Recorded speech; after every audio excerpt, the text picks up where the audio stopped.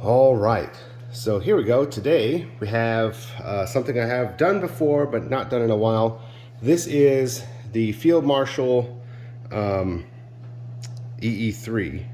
the Boba Fett Empire Strikes Back EE3 kit. So this is an almost all Field Marshal kit.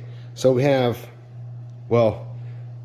yes, except for one part. So the non-Field Marshal kit parts are these real safety switches that I had that I used on this replica. The Molex are, of course, real. They're not reproduction Molex. They're real, but they do come. Field Marshal does provide those with the kit, drilled for the pins that we devised to hold these on to the mounts, and the Roman MPP flash replica there. So otherwise, it's all Field Marshal. Except, and the strap. And I don't recall where the guy got the strap from. But it's actually more accurate than the strap I have.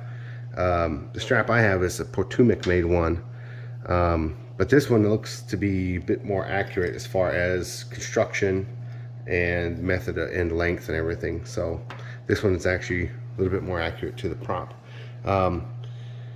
But yeah, so this is the Field Marshal EE3 replica. Let me just show you here. Got these cloths down because I don't want to scratch the paint on this. It's going to get delivered first, and then it can get weathered more. But as you can see here, maybe if it would focus.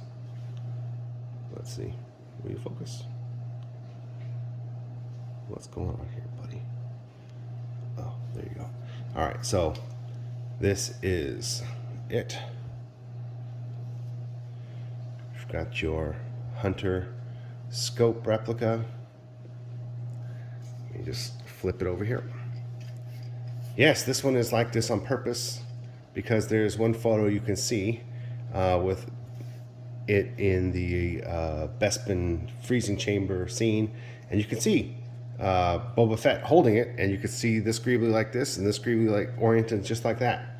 Originally they were both like this, but this stuff all fell off and they re-glued it, and I think you can see it in other scenes, but I went with that scene for the accuracy here. But yeah, this is what we're looking at. We've got our scope. Everything does work. Whoops.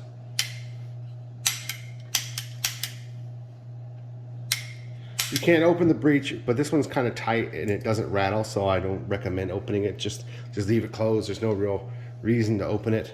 But I wanted to show it next to my all original parts, as it was my model for paint and weathering. I'm trying to get it as close as I can to the colors and everything. Now it's not going to be, it's aluminum versus steel, and this one is quite heavy and this one is quite light in comparison. Whereas I also have a real MPP on mine, a real scope, real everything. I did use real conrods here for these greeblies as well. So that's cool. Those are vintage parts as well. But yeah, so that was my model for the colors and everything, trying to get everything. But yeah, so it turned out pretty nice. I hope that comes across on camera in this dim lighting. But anyway, you've seen these before. I wanted to show that off. It's a really cool prop when it's all done. It's going to look great on display. I did an Return of the Jedi one for the same person, so this will look good together in a display. All right, thanks for watching. Bye-bye.